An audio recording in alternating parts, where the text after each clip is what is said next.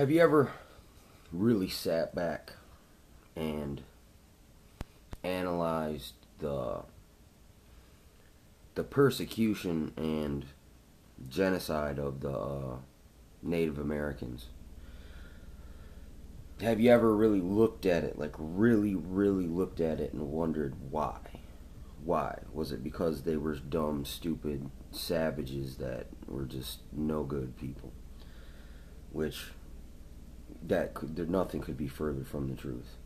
I mean, if you think about it, the Native American shared what he had, called the white man his brother, and then like Cain and Abel, Cain slew his brother. You know what I'm saying?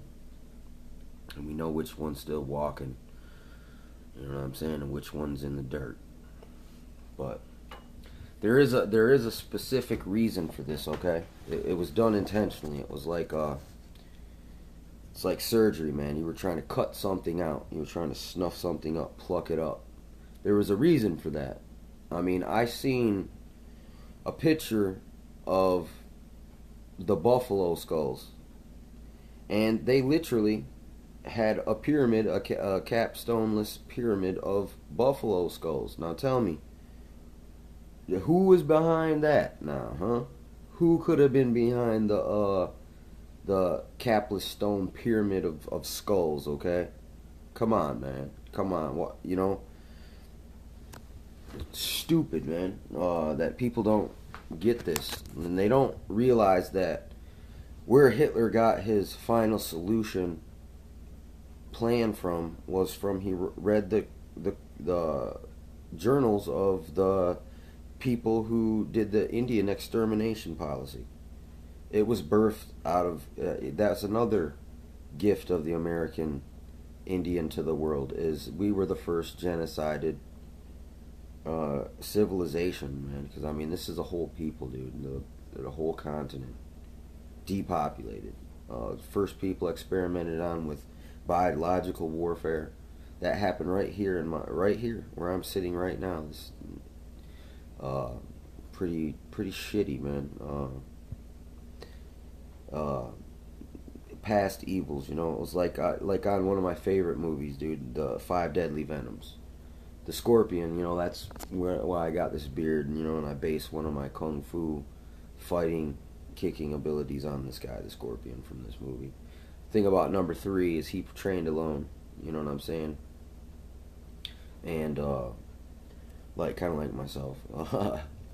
And he didn't know the other 4, you know what I'm saying? But the other 4, there was 2 of the last 2 knew each other, and the first 2 knew each other. But there's a part where the snake, number 2, says, "I'm sick of killing, man."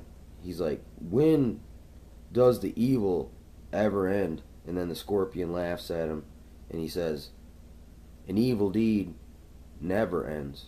It just goes on forever and ever and ever and ever. Energy never dissipates, only changes forms." So there is a lot of truth in that, you know, little acting in that movie there, that little generic, overdubbed, old school kung fu flick, you know what I'm saying? But anyway, back to the Indian extermination policy.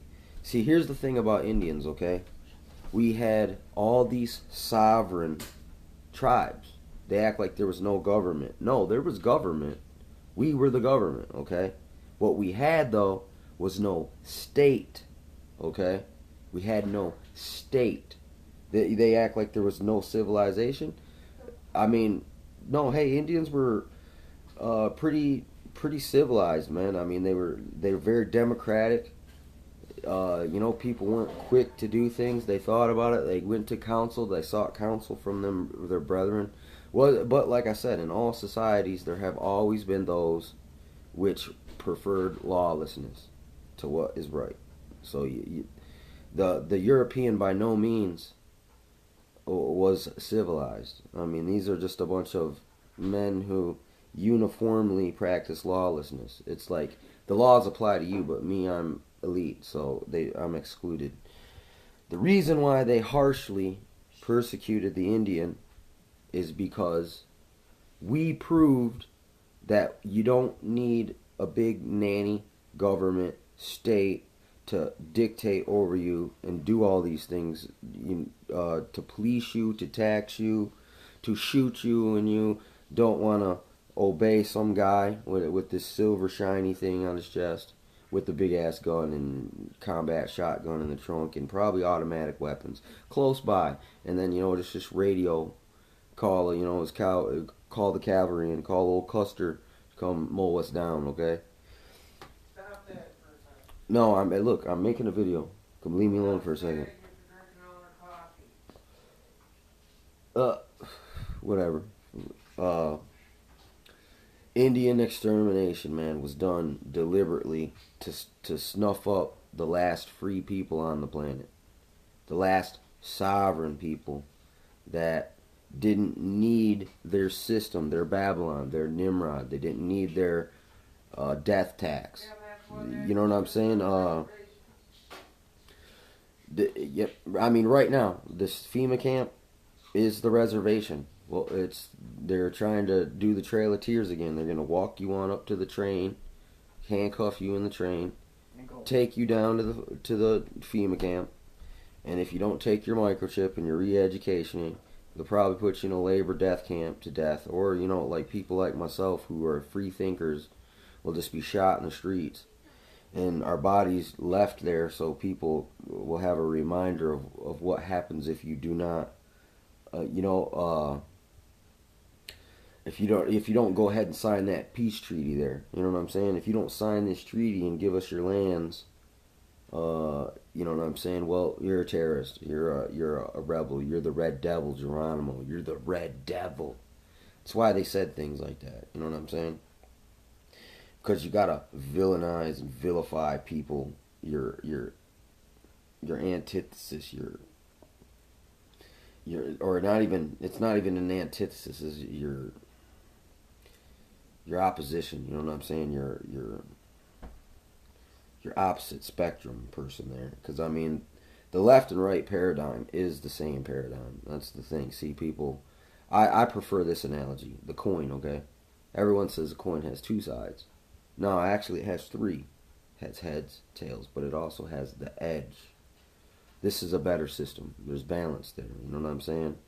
Because on the coin, two sides, what if one power takes over two sides? You know what I'm saying? You got that. You need that third in there for a check and balance. It's like, basically our government's supposed to be a three-part government, but somehow now it's only executive. A pen and a phone is our government. And like Kennedy said, the fourth unofficial branch of our government is media. Since our media has been subverted totally and propagandized and militarized, you can't trust shit they tell you, dude. You can listen to it and get you can know what your mainstream dumbed down system sucker person thinks, what they think, what the official narrative or whatever, dude. You know the official narrative. Now you know what you're up against. You know what lies you're up against. You know what I'm saying? Now you know what to go research to disprove. You know what I'm saying? By what they say, because everything they say, it's safe to assume at this point it's a lie. CIANN. You know what I'm saying? You can't trust none of that shit, dude. It's like it's like a circus. It's like a carnival. The news is like a carnival. They'll have this happy kid music, carnival music, as they're telling you this detrimental information. You know what I'm saying? And then they'll switch right over to some kittens, basically, dude. Come on now, man. Look, dude. This isn't entertaining for grown intellectual people, man, at all at this point. It's a joke. You know what I'm saying? It's repulsive. It makes me want to vomit.